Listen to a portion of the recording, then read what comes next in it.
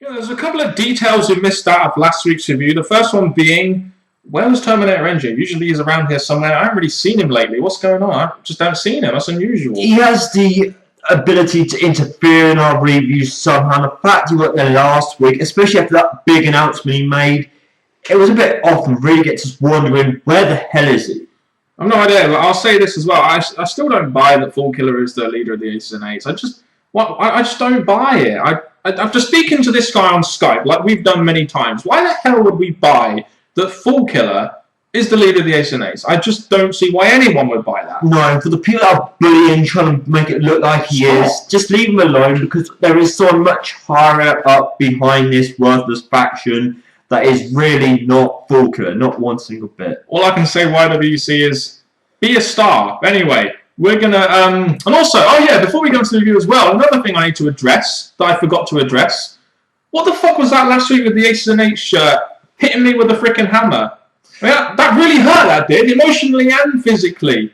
I seriously don't know what came over me. As you can see this week, people, I'm not wearing an Aces and Eights shirt. I don't know what the hell happened. So what the hell was that then?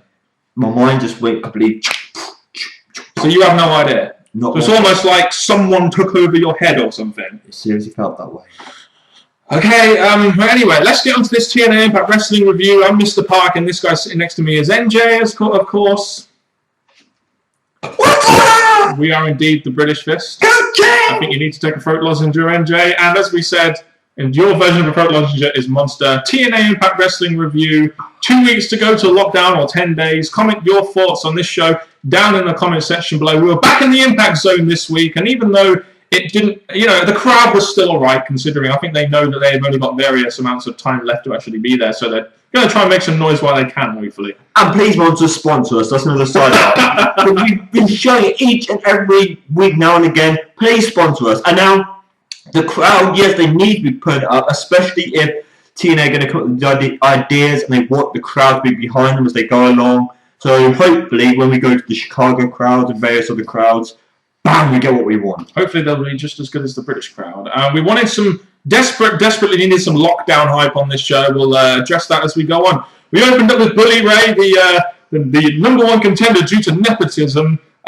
He started addressing the Aces and Eights and Devon, then he introduced our returning world champion Jeff Hardy, and talks about how he doesn't feel right about this title shot due to nepotism. And I can't blame him. Yeah, from this, again, a heel Bully Ray wouldn't care, be like, yeah, I'm here, I'm going to beat your ass and all that stuff. So to hear him saying how I want to prove myself and all this, I thought, how much are they going to pump in this face Bully Ray? I think you touched on an interesting point there. Throughout this opening segment, I just couldn't help but feel that, it would be so much better if Bully Ray was a heel and Jeff Hardy was a face here. Every time they were talking, every time they were in exchange, I just couldn't stop thinking about Bully Ray should be heel here and Jeff Hardy should be on. And Jeff Hardy should be face. It'd be much better if it wasn't two baby faces going at it. I just couldn't stop getting that out of my head during this opener. And I also said this, I missed the epic Bully Ray rant promos in this. And yes, he's been on the mic quite a lot recently, but it hasn't really stood out as much as his heel stuff. Then we get Bad Influence coming out, having a bad influence on the opening promo segment, and Bully saying that Bully Ray didn't earn his title shot, and that basically set up a tag team main event for the evening, Jeff Hardy and Bully Ray versus Kaz and Daniels, Bad Influence. So. And people who drink apple martinis, I'm sorry that Bully Ray dissed you and that, but real men don't drink that stuff. No, they drink Coca-Cola and Monster, don't they? Sponsor us! Velvet Sky versus Terror for the Knockouts Championship. The week after Velvet Sky wins, they go ahead and do the rematch. I think they really want Tara out the Knockouts division now, don't they? When I look at this, it's not just the first time a title match happened tonight, and I'm like, you've got a pay-per-view that hasn't really had matches made and stuff apart from the important matches. So you've got all these matches coming up. Some you could disagree with, like, oh, I'm glad it's done over with, but build up to lockdown. Yeah, I mean, the Velvet Sky won this very quickly, thank God. You had Gail Kim on commentary as well. You kind of think that apparently it's announced it's Gail Kim versus Velvet Sky, and we saw this last year at Lockdown. I mean, at least Tara versus Velvet Sky would have been different from like last year's Lockdown. That's the thing. Match. Copying last year instead of doing something different, it really shows that TNA not really concentrating as much on their knockouts that they should give us someone different, a different match, different feud, and that just got us. It really gets interfering and boring. The X Division Championship was on the line tonight. We had Kenny King versus Rob Van Dam again, because losing the first 3 or 4 times wasn't good enough for Kenny King. I just want to say this. You know, we can talk about the X Division Championship and Kenny King winning this, but what I really want to focus on here was the fact that TNA did all they fucking could to make this championship seem like shit. To make Kenny King's win seem like crap. I mean, you barely had any build to this, no anticipation. Could have built this to lockdown and had a much better X Division Championship match. They had an advert during the match. It was just a random stipulation match. The finish was sloppy. They just cut away from the segment so damn fast and made the title win seem like fucking nothing. As much as I do want to compliment this because Kenny King won, you had Rob Van Dam saying exactly what everyone's saying. I beat you so many times now. Why do you deserve this? Rob Van Dam giving in to him, saying one more match to prove it. And I'm now looking at this thinking, why can't you have just said this will happen at lockdown again? But it looks like because of the result of this match, a rematch for Rob Van Dam will probably get made at lockdown, thrown in there. So it'll be the 5th time they're against each other. I really look at this and think, do we really want to see this? Kenny King deserves it, yes, because he's a good wrestler, good performer, someone we wanted to see as champion for a long time. But I just think they've gone around this the wrong way. I mean, if I'm going to call out WWE on their repeated matches, I'm going to do the same for TNA. I mean, we've seen this match many times now. Probably going to see it again. But the way they had Kenny King win this championship just made his title win seem like fucking nothing, and it really annoyed me that did. But anyway, the whole hour main event was all about the Leap or Lockdown match at the Lockdown pay-per-view, which I'm calling Team Losers versus Team TNA, or Team Jobbers versus TNA. Take your pick. We got Devon, Anderson, Garrett Bischoff, Doc, and Knox, because why would you pick Garrett Bischoff if you're going to... And then on Team TNA, you got Sting, Samoa Joe, James Storm Magnuson, the returning Eric Young. Now, I know people are going to bash this, but when it comes to Eric Young, it makes sense storyline-wise as the Aces and Eights did take him out, and if he's going to come back as a bit more of a serious character, why not do it? That's all I can say. Well, look at this. It makes sense because it was all a build-up to this point, but Eric Young he takes out some of the Ace and Eights on his own from behind, blah, blah, blah, and in comes the Eight. They're already a job squad, though, let's face it. And now we have Eric Young going to lockdown to face them. I bet he's going to be taken seriously in the match against Ace and Eights. So, again, I'm right the way they made this, but Eric Young return, I really don't care that much, but at least the match is made now. Yeah, and we know the people who are going to be in the Liverpool. If they bring Eric Young back with a more serious character, then, you know, I won't mind this too much. If he just takes his pants off in the middle of the ring, then I'm sorry, but it just adds more pukiness to this Aces and Eights angle that they're doing. And then you have after the segment where you had the TNA team throw out Team Jobbers out the ring, and it seems like pretty much every time this happens, the Aces and Eights end up losing out on the segment. It just, I don't know, Aces and Jobbers. Yeah, every segment they get in the ring, the same thing happens, but the thing I say about them, they're always good outside the ring, which we'll get to later. Did you find it funny also how Devon was saying that, Sting, you can't pick a team to defeat the Aces and Eights when Sting took the whole faction out by himself? I mean, do you really buy, based off their booking? You notice how also Devon brought up their only pay-per-view win, which was a Bound for Glory. Very selective here with his promo, wasn't he, Devon? Do you really believe the Aces and Eights are actually going to win this? Well, the fact that they beat Sting with a big boot, there's a small chance they'll eliminate him or get rid of him. They had the gut check. I like this new gut check concept with one gut check person facing another. This week we had a knockouts one. Ivelisse Velez, otherwise known as Sophia Cortez, who was at FCW/NXT and WWE, and Lady Tapper. Now, going into this match, I didn't really know too much about Lady Tapper. I knew a lot about Ivelisse Velez from ruining NXT. But I think both of these could add something to the knockout division. I mean, Velez is obviously a very good athlete, and Lady Tapper is just a monster, isn't she? With her, I give her credit. She was really playing to the crowd, really getting the heel maneuvers. She looked like the dominant one in the match. Yes. So I think they really played her part well. The other one, she was a lot of submission-y, holdy moves, which I thought honestly more from her, but very athletic, and I really enjoyed this match. For being their first match, it was slow, but I did like it. Yeah, I enjoyed the match too. And I also like the way how they played on Ivelisse's MMA background with the guillotines and everything. And I think both of these girls, whoever gets signed, it will definitely be Ivelisse in my opinion, because she's been with WWE. But both of these knockouts could add something to a very stale and boring knockouts division if they get signed. Very true. I don't mind who gets signed, but one does look more better and more friendly in a way.